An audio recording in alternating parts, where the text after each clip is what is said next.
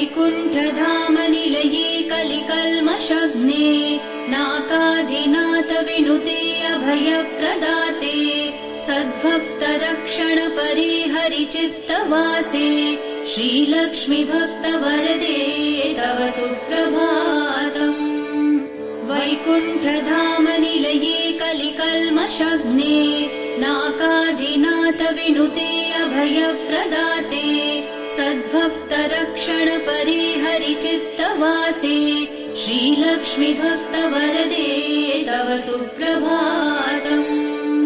निर्व्याजपूर्णकरुणारस सुप्रवाहे राकेन्दुबिम्बवदनाकृतशाभिवन्द्ये आब्रह्मकीटपरिपोषिणि दानहस्ते श्रीलक्ष्मी भक्तवरदे तव सुप्रभातम्।